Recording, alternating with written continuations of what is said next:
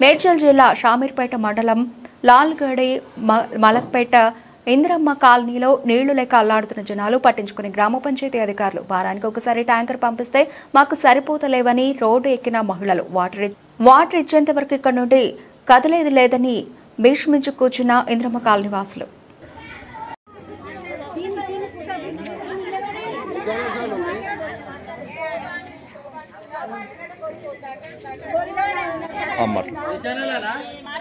నా పేరు భారతి అండి. మాది లాల్గడి మలకపేట ఇంద్రమ్మ కాలనీ అండి.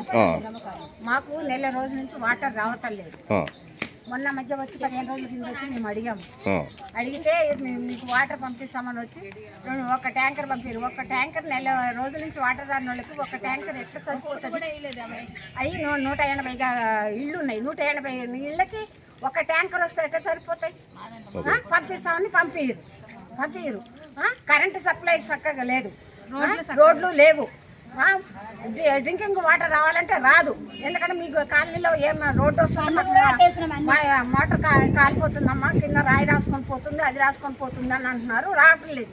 మేము ఎక్కడి నుంచి తెచ్చుకోవాలా? మాకు సౌకర్యం లేదు, రోడ్డు సౌకర్యం లేదు. నీళ్లు లేక నెల రోజుల నుంచి ట్యాంకర్లు వస్తున్నాయి. ట్యాంకర్లో రావట్లేదు. ట్యాంకర్లో రమ్మంటే ఏమంటున్నారు? అమ్మ మీ కాలనీకి రావాలంటే మా మోటార్లన్నీ మాకు ఖరాబ్ అవుతున్నాయి, బళ్ళ కింద మా మోటార్లన్నీ కింద స్థలాలు రాసుకొని మేము రాము,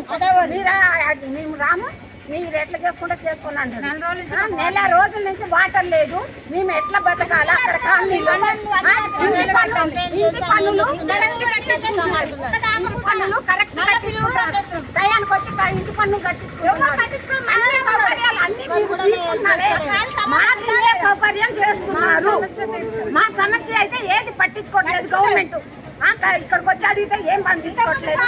గ్రామ పంచాయతీ వాళ్ళు ఏం పట్టించుకుంటారు? మేము ఫోన్ చేసి అడిగాము, నీళ్ళు రావట్లేదండి, ఎట్లా